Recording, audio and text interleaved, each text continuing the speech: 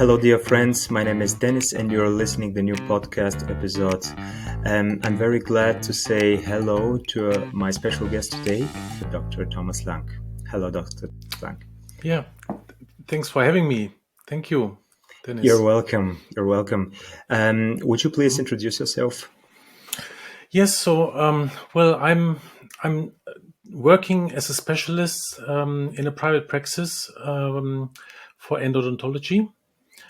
This is my clinical expertise, and I'm doing this for now more than 20 years as a specialist. But I also have an expertise as a scientist. I have my own institute, which is called ORMED at the University of Witten, Herdecke, where we do a lot of research stuff.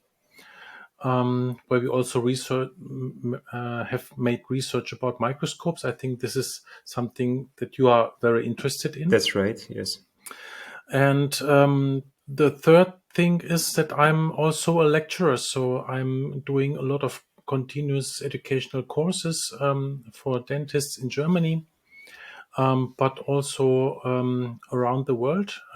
So this is my expertise. And I was not born in Germany. I was actually born in Czech Republic. So I'm also a native speaker in Czech. Most of my courses I am doing in Germany, of course, but I have done also a lot of courses in Czech Republic. And I'm also the president of the DG Micro. This is a German Association for Micro Dentistry.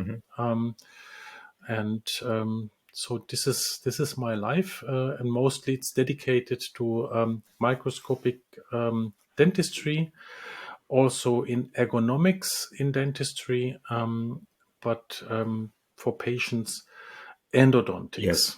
Yes.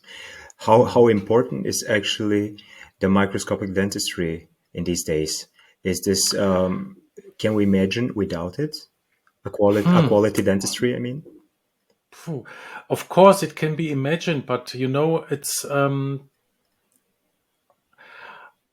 it's quite a difficult question that you have asked, because I have done a lot of education on students regarding loupes and microscopes.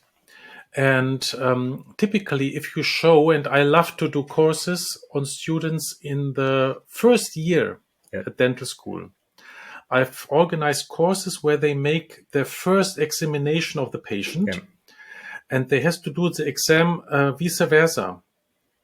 And then they have the opportunity to look into the oral cavity with a naked eye. Then they have a loupe, and they can do the same examination with a loupe, and then they have a place with a microscope and do the same.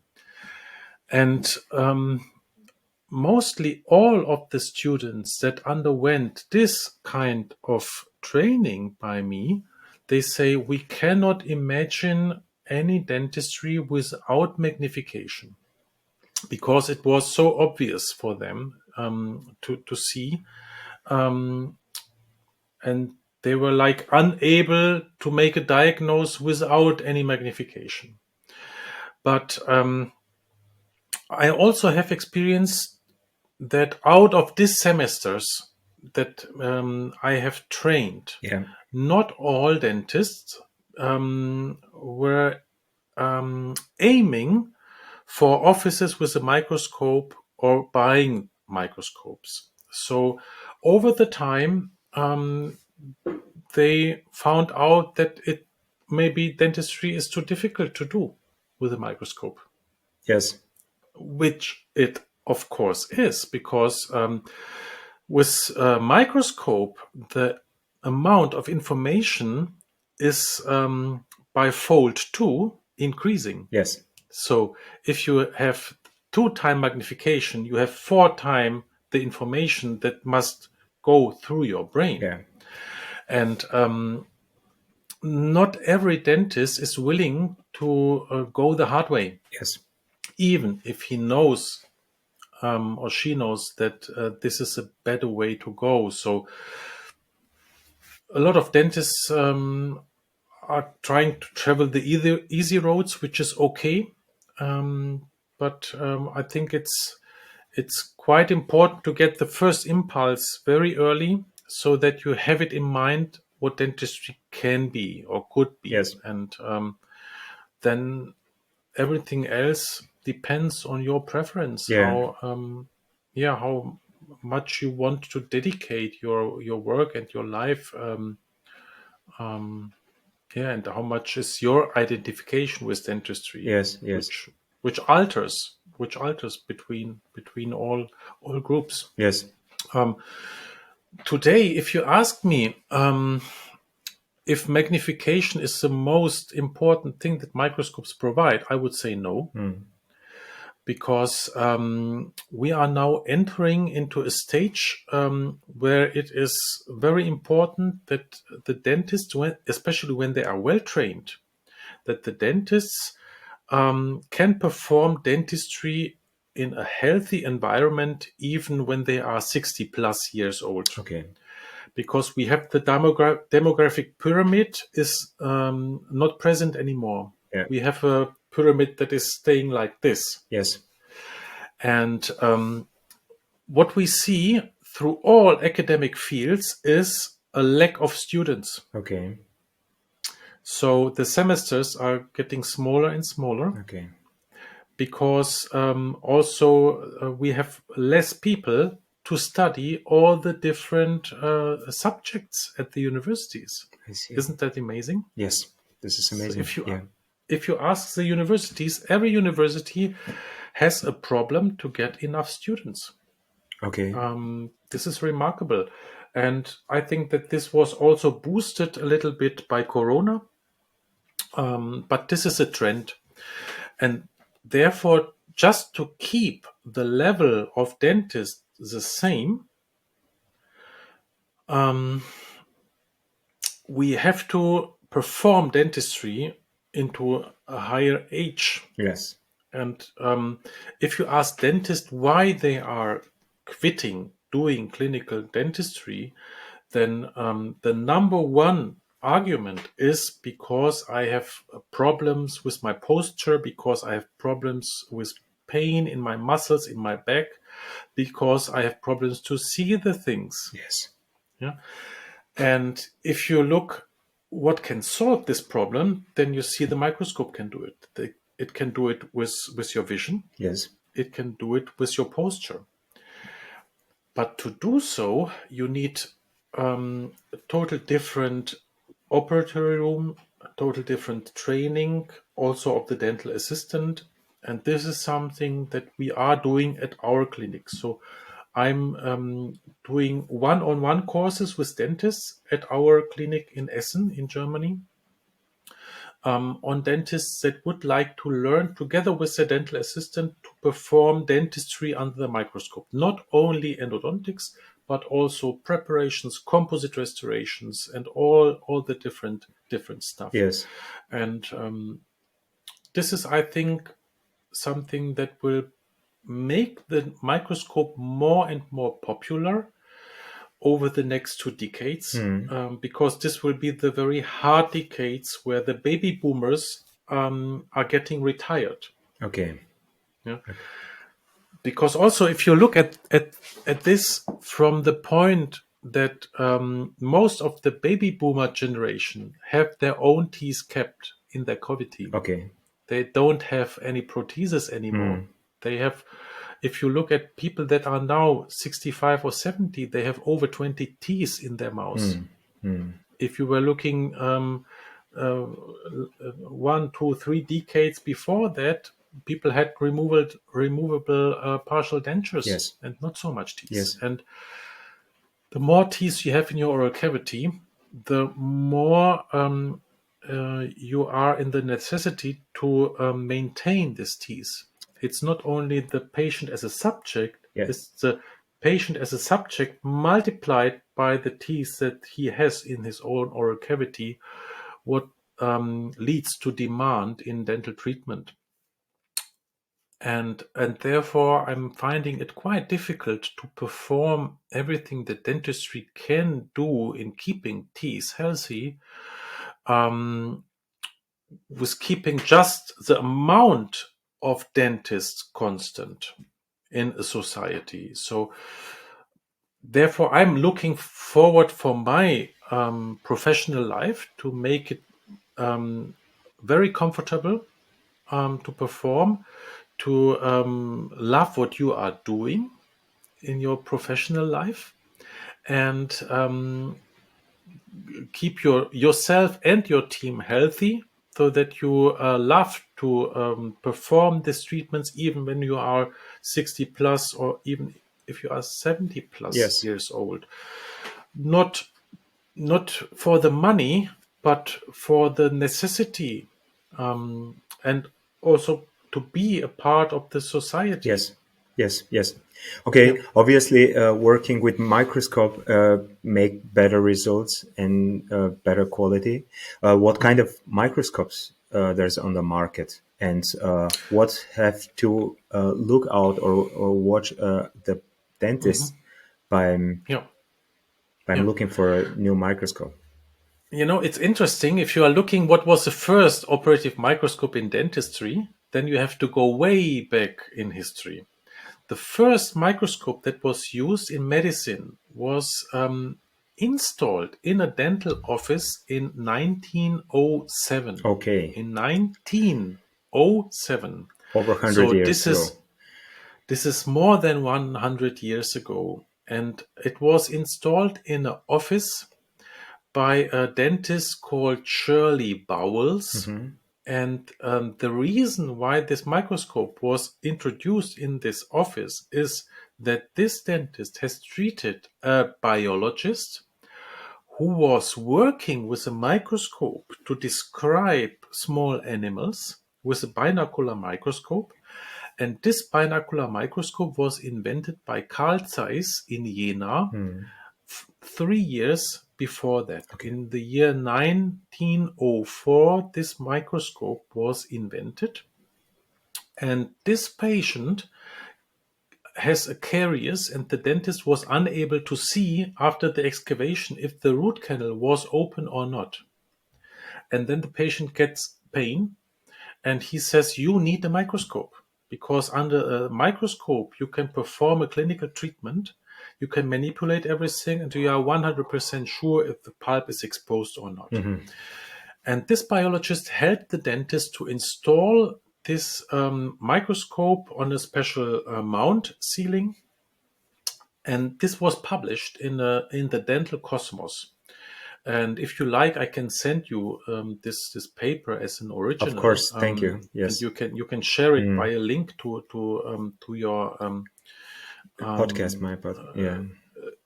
So that they can download it, because I found it quite remarkable that today patients are thinking that this is high technology. It's not. It's over 100 years present. So what was in 1907, that was a very hot age for dentistry, because the radiographs were invented. So at the beginning of the last century, the radiographs become more and more installed in the offices, and the microscope was introduced. And then you see that mostly all of a very sophisticated dental treatment was possible more than 100 years ago. Okay. And rubber dam existed, disinfection existed, the knowledge of anatomy was there, where the root canal should be found, the possibility to make radiographs out of it. And then this microscope was a part of the education at the Boston University, but only a couple of years, and then it disappeared. Okay. From the whole medical field. So dentistry was the first medical discipline where the microscope was introduced, but the last discipline where it was re-implemented in the late 80s by some group of dentists that were experimenting with the microscope in their own private practices. Yes. So this is, I think, quite remarkable history, dental history. And there were some reasons why it was difficult to implement, because the smaller instruments were also a problem. at that time, of course, and that the dentistry was performed staying at the patient, not sitting. Yes. And when you have smaller movements and a narrow operating field, then staying at the patient and holding the hand straight, it's very difficult. So dentists were, I think, aiming more for a more rational, quick dental treatment and not so much for a more sophisticated high-end treatment. Yes. So I think the work has to be done by the other operating fields in medicine to make the right kind of chairs for the dentist to sit. The time has come that it's normal that the dentists are sitting while they are treating the patient. Yes. What was implemented at the 40s of the last century, around that, it was implemented 40s or 50s to sit at the patient and not to stay at the patient. And these were quite important resources that has to be solved in the offices so that the microscope could be really a benefit for the whole process. And this is also, if you are looking at the revival of the operating microscope in dentistry, then these people who used the microscope were highly interested in ergonomics. Yes. Because it's working hand in hand together with working with the microscope, you must improve your ergonomics. Yes. So every resources that you need must be placed near the head of the patient. So we are using everything that is possible, where to place our stuff, and also the dental assistant should be trained to make small movements, to hand over the instrument in the open hand, and also taking the instruments out of the hand of the dentist so that you can sit there and concentrate yourself doing the treatment. And I think this is mostly underrated, this amount of change and work by the dentists when they just buy a microscope. So you are not a micro dentist just by buying a microscope, and if you do so, you will crush the hard way, because you will get maybe more pain. You will get headache when it's not adapted to your body. Yes. I can imagine standing in one position for a very long time. That cause many health issues with the neck muscles, with the back, and what should it depends. Okay, it depends. It can solve a problem or it can lead to a problem. I will explain it. It's quite easy to understand.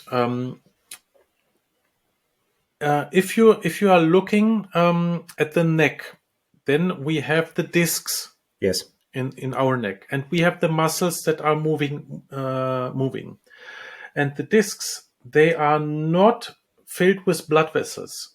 So the nutrition of the disc element comes only by movement. Yes. Passively. Yes. So a healthy environment depends on moving yourself. But if you are forced to stay at the same spot, then damage in the disc and also damage in the muscles supporting it will occur if you are forced in a position where the muscle actors are not in an equilibrium. Yeah. So if you are looking like at your hand, and the muscles that are making all the different movements, then if you do something like this, and I tell you hold your hand like this for 1 hour, you will end up with pain, with muscle pain. Yes. It's impossible to do. And the same thing is like doing this. You can do it for a minute or two. Yes. But after that, you will get pain in other parts of your body. That's right. So I'm describing it. If you if you are floating in water, or if you are working above in the ISS space station, yeah, and you are totally relaxed, and you imagine how is your posture when you are totally relaxed. So when you fall asleep in space, yes, then this is the equilibrium where we want to place nearly 100% of our treatment. yes, So this is a starting point to do. And and you have to be supported in that way. So this is a position how we place the patient so that we are working in a up position with our head, so that the neck is positioned that it's staying on the vertebrates. yes, And the discs are loaded completely axial. yes, Yeah. And you don't need your back muscles to balance your head. yes, Yeah, you want to balance your head. The head should be supported on your neck. yes, And therefore you have to look in a very straight position into the binoculars of the microscope. And then you need your arms supported in a position where you are also in the equilibrium. yes, Yeah. So typically, if you're looking at your arms in a 45, in a 90 degree, little opened position. Yeah? And then you have to be rested, because if you have to hold it like that, the neck will have the problem, because the muscles must fire all the time. yes, And muscles that fire all the time, they get in mal-oxygenation. Yeah. And then it's a matter of time when you get pain. okay, And this is how we began our research around 20 years ago. So we have researched this field for the company Carl Zeiss, because they have the most ambitious plan in building great microscopes, and they have also great expertise reaching back 120 years doing so. yeah, And this is also the only company. It's not the only microscope that I recommend, but I can tell you the rationale how we make this project, because before that, I found out that the microscopes are not fully customizable to every dentist. yes, To fulfill exactly this upright position and this support. So you need a certain amount of horizontal space and certain amount of vertical space where your operating field should be in focus. yes, And therefore, we started a principal investigation study, and we have measured dentists between 1 meter and 60 centimeters in height, up to 2 meter and 10 centimeter. okay, So even the very small dentists and the very big dentists, because they have really problems in making the microscope working in their environment. The small and the very big dentists. yes, The typical 1 meter 75 dentist is okay with most of the microscopes that are sold. But when you are a little bit bigger, or if you have longer arms like me, yes, you are suffering. okay, And then if you are just buying a microscope that is just not customized to you, yes, just buy it. yes, Typically, the problem can be that you end up in looking in a position that is more like a loop, or in a position where you are like a turtleneck. yeah, Yeah, because when the ocular is here and my operatory field is here, then I have to go to the ocular. yes, And then I have a bad posture. yes. And I would say, me as dental technician, we have exactly this kind of problems, because our microscopes now is a very a nice question later to ask you about the dental technicians and how important is the microscope for the dental lab. But we have the same problems. So our microscopes are not designed to our kind of work, and you're looking like this. Yes, the position of our heads are mostly like this, and this causes a lot of issues with the neck muscles and back and everything else.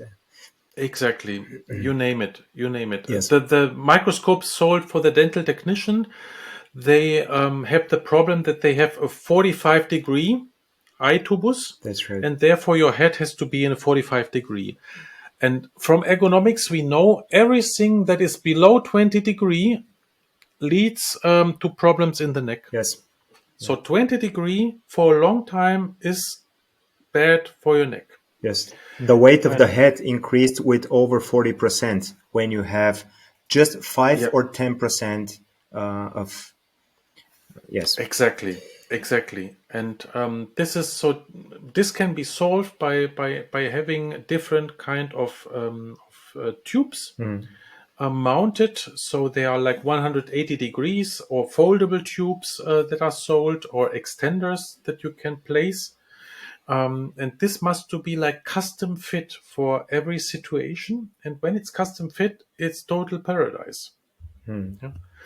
But then you have to also imagine that the oculars has to be set the right way, because the nice thing working under the microscope is that we can, when we make the parafocality, yes, that we can have the situation where we are working on a tooth in high magnification, but our eye muscles are also completely relaxed. Yes. So our eye muscles, and this includes the muscle that is dealing with the lens, that includes the muscle that is dealing with the amount of light. Yes.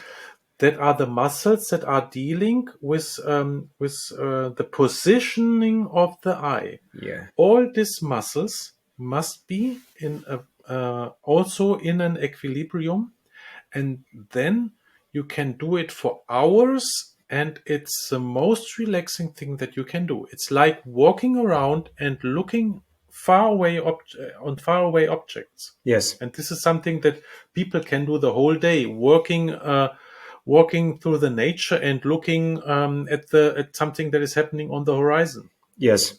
Is this so in infinity? Yes. Yeah. Is this this is one of the difference between Carl Zeiss microscopes and the other microscopes? Not making the advertising, but what's the difference between? Yeah, I can tell you the difference. Yes. You can do it with all manufacturers, but it is on the end. It's a problem with precision and how well these microscopes are also calibrated in the factory. This is the main thing. So can you work with glasses that you just not buy by somebody who has custom fitted, but you buy it at the supermarket? Of course, you can read the newspaper better by glasses that you buy for €5. Yeah. But if you want, if reading is your profession, and not just reading business cards or a phone number or so, yeah, but you are reading the whole day, then it's quite important that you have glasses that are really, really customized to your eye. Yes. And then I think this describes it quite well. So you can live with both. But if you are very ambitious and you are aiming for working under the microscope as a dental technician also, yes, there are dental technicians that just use it for 10 minutes to refine something. That's right. Yeah. And then you can have like a cheap Russian microscope, and it's okay. Yes. But if you want to work like 8 hours under the microscope, yeah, then also the price difference doesn't play a role, because this is your main tool that you are working on, and your whole healthiness relies on that tool.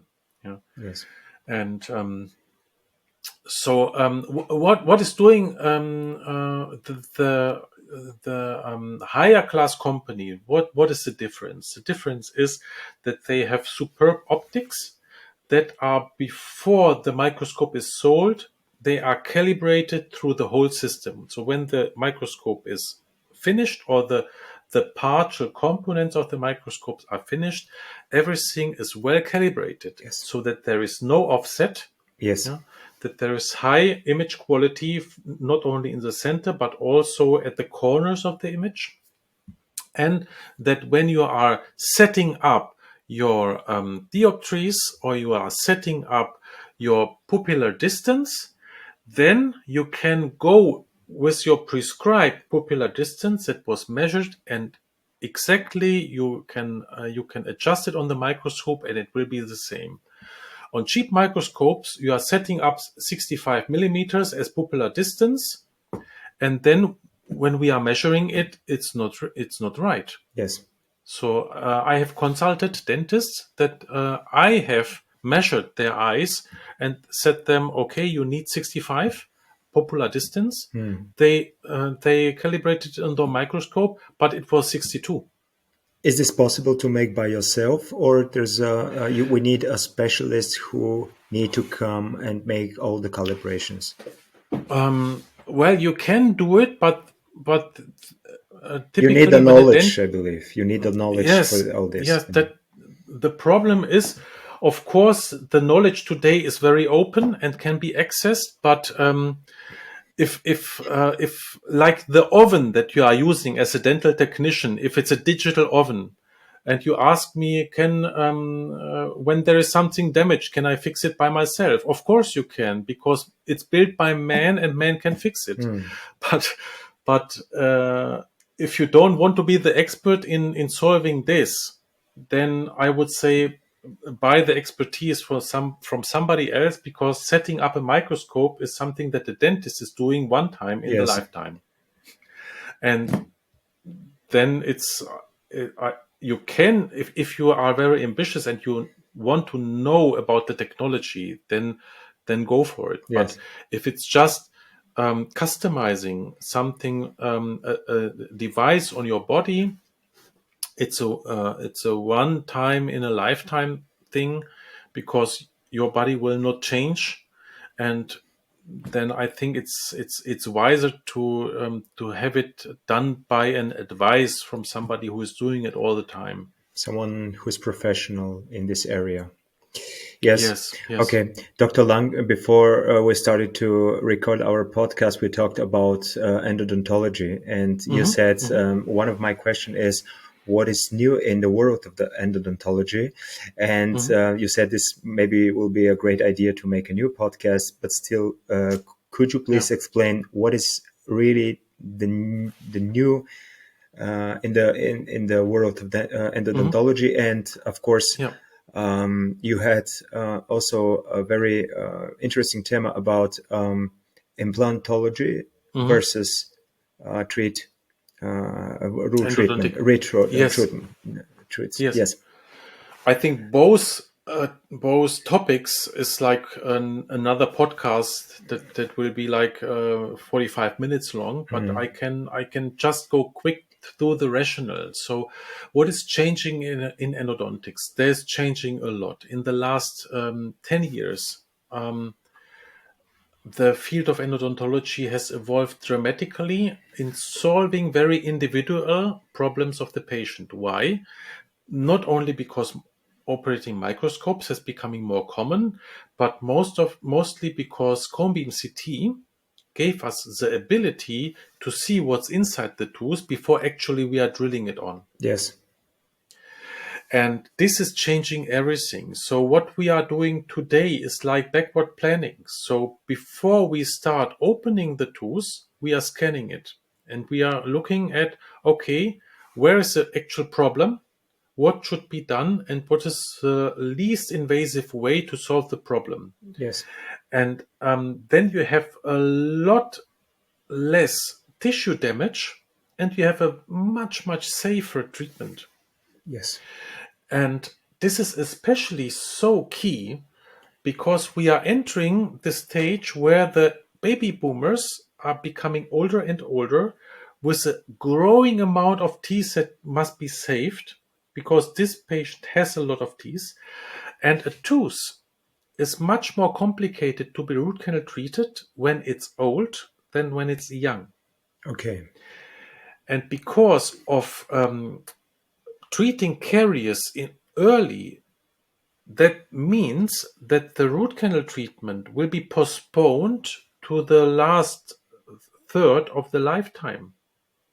People that are 60 plus and becoming the first root canal treatment has very narrow canals and very hard dentin, because older teeth has very brittle and hard dentin, and older teeth has narrow root canals. They are so-called calcified. The correct nomenclature is obliteration. Why is an old tooth obliterated? Because a tooth is growing from the outside to the inside. Yes. So the pulp contains the tissue that is building dentin, and this is a lifelong process. So when you are young, you have a big pulp, and when you are old, you have nearly a very narrow root canal. Therefore, in endodontology, root canals will be more difficult to find, more difficult to negotiate because of brittle dentin and because of cement apposition. So when the tooth gets grinded occlusally, Yes. then cementum is formed apically. Yes. And therefore the root canals are even narrower on the root tip.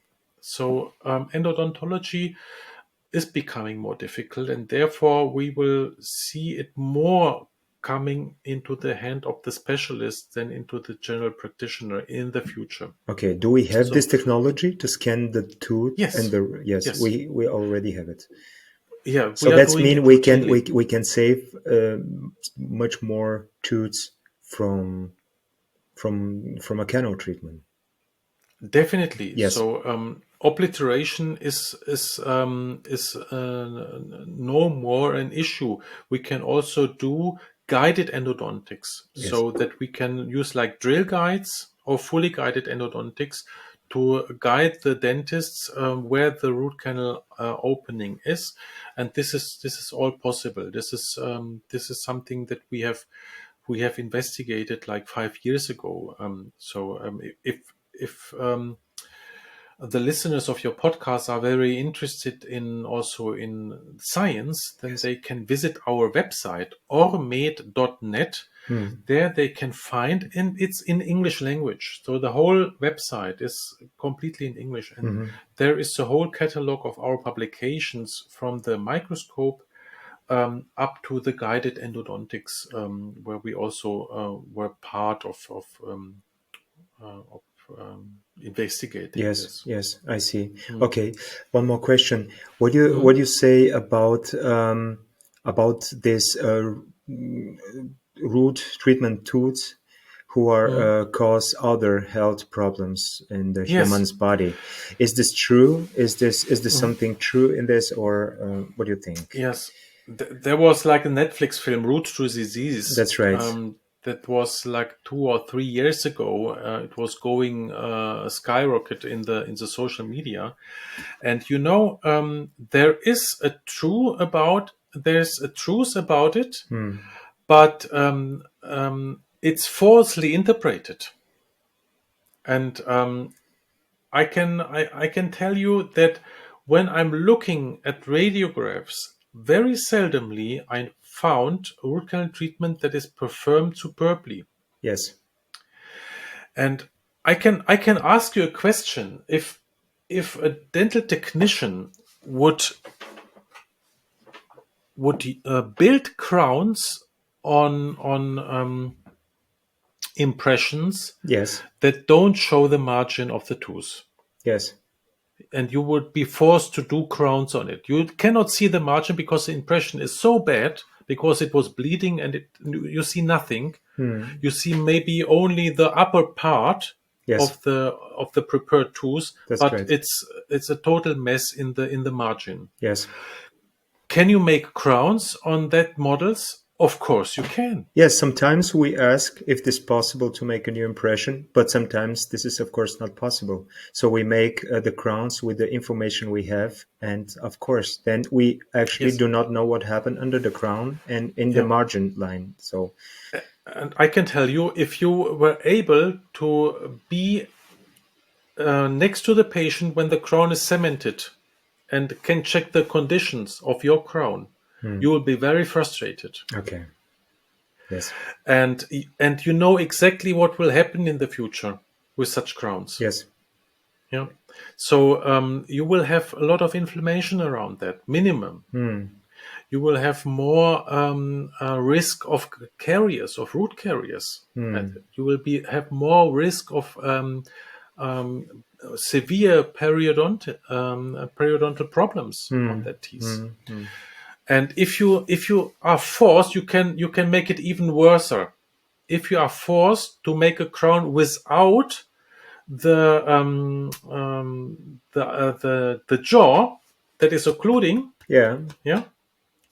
so you have just a bad impression, but only of one jaw. Yeah, can you make a crown? Of course. But then you will not only have the problem that it's not fitting at the margins, you will also have the problem that it's maybe too high or too low. Yes. And too low is better than too high. Yeah. So this crown could also damage the other tooth that must occlude with the bad crown. Yes. And now the damage will be even better, worse. And then this damage could go to muscles, to neck pain. Yes. One crown that is too high can damage the whole body. Yes. And there you have it. Everything is connected in the body. Everything is connected. But this is, if I ask you, is the reason for the damage of the whole body the crown by itself, the crowning procedures by themselves? Yes. Then you would say, no, of course not. It's a bad condition that we have created here, because we have known nothing about occlusion, we have known nothing about marginal integrity, and so on. And I'm always in my lectures saying that all problems of humanity can be solved by education. Yes, I understand. All problems. Yes. And so if you educate the dentist, what do you need to make perfect crowns? You will do the perfect crown for the patient, and everybody will be happy, including the patient and the dentist. Yes. Yes. No grinding, nothing. Yes. But the problem is the willingness of the dentists that has to do a second impression. When I was doing crowns, I was not doing them I didn't like doing crowns because you have to grind a lot of healthy tissue away. So I hated doing that. But I was always doing 2 impressions for the dentist. Yes. And 2 must be very perfect. And the second impression was only used to check. Yes. So I tell to my dentician, you make the whole crown on the first impression, and then you check if it's completely okay on the second. Yes. Model. Yes, we are very lucky because most of our dentists send us almost always 2 impressions, check impression and the other impression. So we decide which one is better, and we use it for the work. Yes, it's very important. And then everything is fine. And then crowning can be really a charm. Yes. And now back to endodontology. So typically, the root canal treatment is aiming to cure the infection and inflammation process, the apical periodontitis. So this is a technique to cure it. Yes. So like the crown is a technique to make the tooth more healthier and more secure when it's already damaged. Yes. But a root canal treatment can also, when it's not performed well, can cause this disease. Yes. And this is caused by missing out root canals, by missing out the rules how to perform it aseptically. Yeah? Yes. So I'm telling in my lectures, I'm telling every root canal treatment can lead to an immediate failure when I spit into the cavity prior to placing the root filling. So if you would assist me by the root canal filling procedure, and everything is set up and disinfected and everything is in place, and I would take the gutta-percha cone and lick the gutta-percha cone before I place it as a root filling. Yes. You would say I'm totally idiot. And you are totally right. But it doesn't matter if it's my saliva or the saliva of the patient. Yes. And when dentists are doing endo treatment and there is no rubber dam placed and the tongue is sitting half a centimeter away from the cavity, yes. It is full of saliva. Yes. How can I perform the treatment well with my master point that I have disinfected, with the root canal that I have disinfected, going around that tongue and placing it? So of course there is a high chance that the tongue is touching the master point and that the infection is still implanted. Yes. Yes. And so I think that what we need to do is to educate patient what a very sophisticated root canal treatment needs to be a great performance, like with the crowning. Yes. Yeah. Why it's important to have a second impression, why it's important to communicate with the dental technician, to make face bow, to make articulation perfect. Yes. And then everything is fine because all the problems are solved. Yes. In crowning and also in endodontics. So there is no reason why today a root canal is underfilled, is not disinfected over the whole root canal, that root canals are not fined, and that not every root canal treatment is performable by a general practitioner. This is also a very big message that we should say to the patients and also to the dentist. Yes. So if tooth gets more complicated, visit a specialist.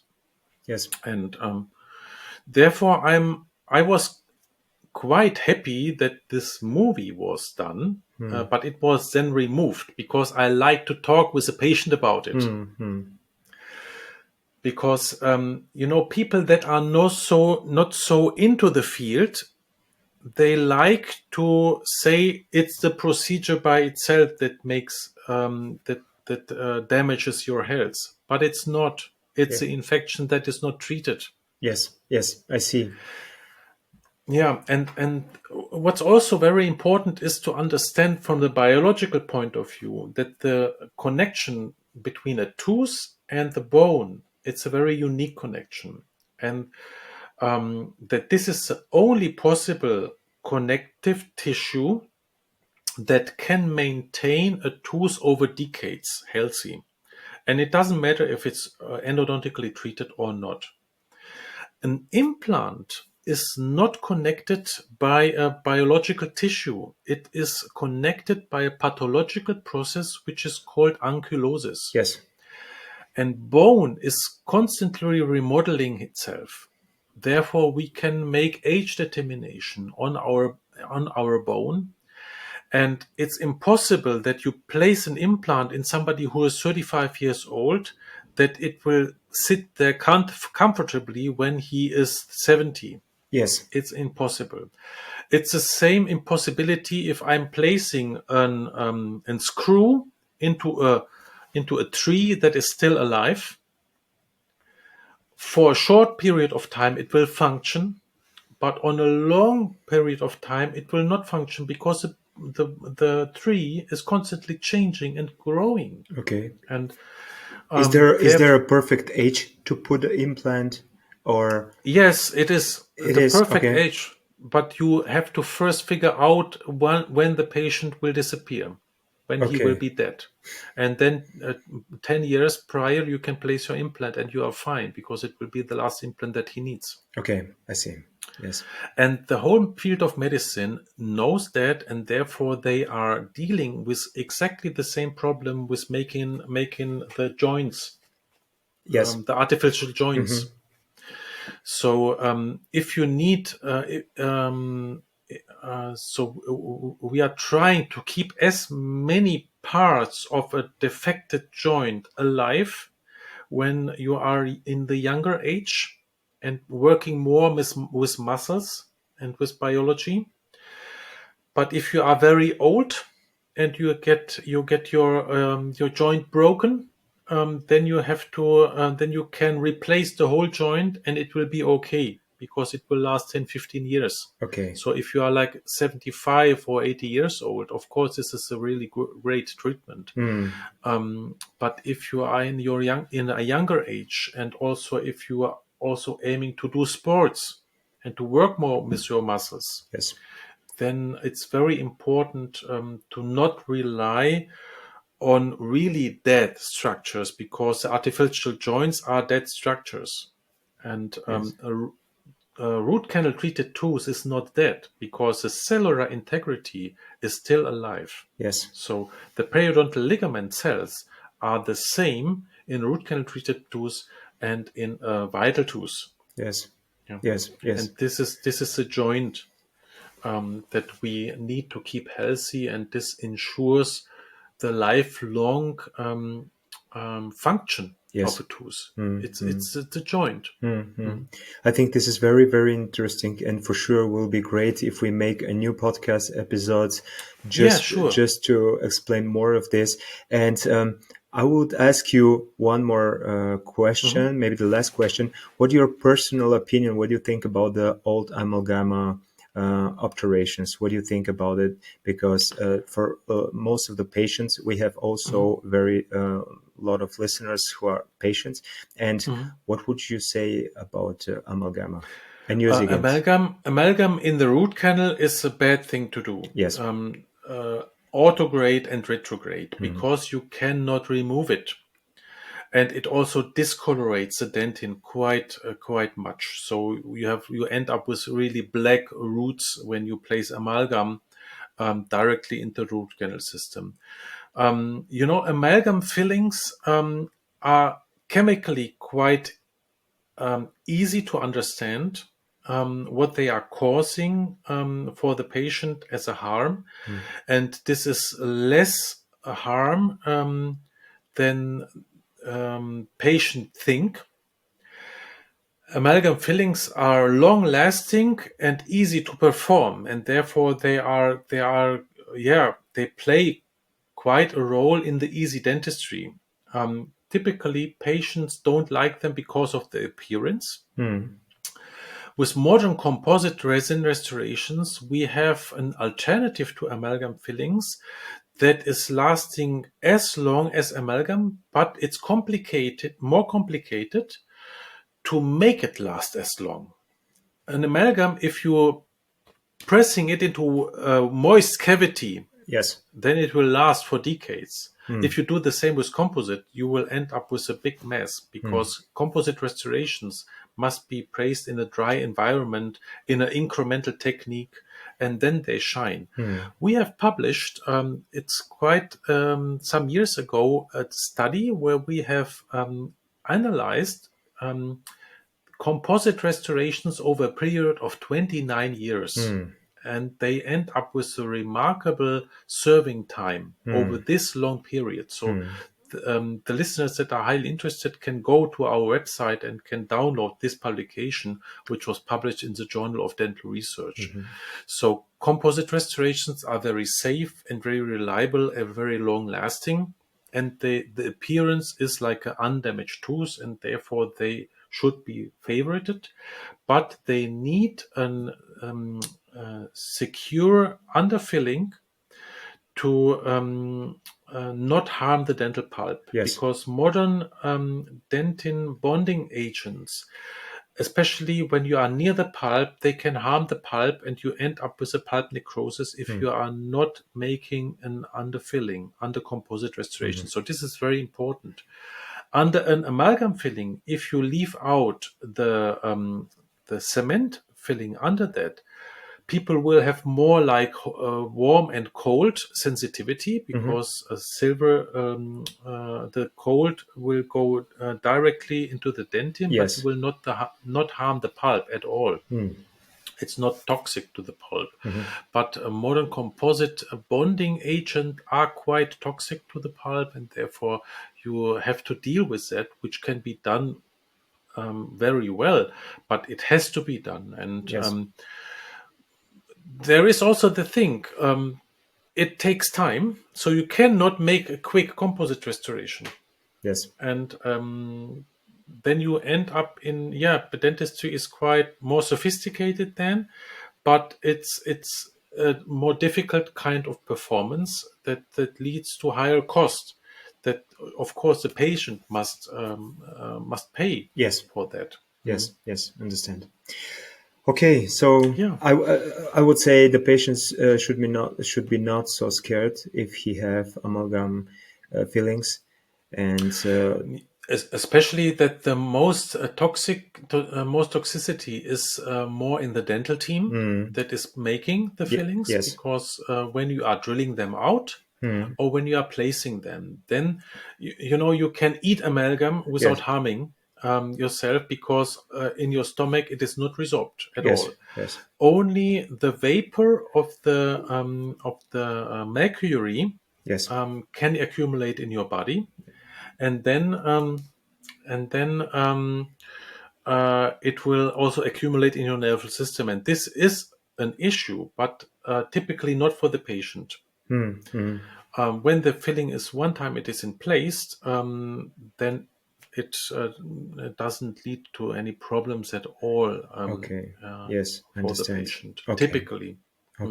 Perfect. So, Dr. Lang, thank you so much for all this information, for being so kind to be in my podcast. So I learned so many interesting things, and for sure I will be glad to have you again in my podcast. So I wish you to have a wonderful week and to stay healthy, and I wish you really all the best. And if you want to say something. I think it's quite great. I'm looking forward also to connect with your audience. So if they are willing to, we have now make this podcast in English language. I have my own show, which is called Intradental in German language. So if you have some listeners that are familiar with the German language, they can maybe also look at my show, which is more clinically oriented for the dentist, and also more oriented for the dentist that wants to do a root canal treatment. I enjoyed it a lot, and I'm really appreciating that you, as a dental technician, are willing to learn so much about clinical dentistry, and I think this is really a nice project that you have. Having key opinion leaders worldwide is quite nice, because what people in podcasts are doing, they are listening over a period of 1 hour. And then you can go a little bit deeper into a field. You can narrow it down, and this is something that you cannot make with YouTube videos. People are not looking 1 hour a video, but they are listening while they are making workout, where they are in the transit, or they are cooking, or maybe sometimes the people are saying me that they listening to my podcast when they want to fall in sleep, because it's more like a supplemental information. So that's why I like so much listening podcast and now to making podcast. So this is a really, really great. Congratulations. Okay, thank you so much, and I wish you all the best. and we will keep in touch. And yes, we will keep in touch, and Thank let me you. know when your show will go online. Of course, I'll let you know. I'll post all the links from your show and from your profile in Facebook or in the social media. So the people who are more interested, they can make connection with you. And And I will also, when you know when it will go online, I will recommend your podcast in my show, so that people can also cross-listen. Thank you. That will be very nice. Okay. Thank you so much. Have a great day. Bye-bye. Yeah, you too. Bye-bye. Bye.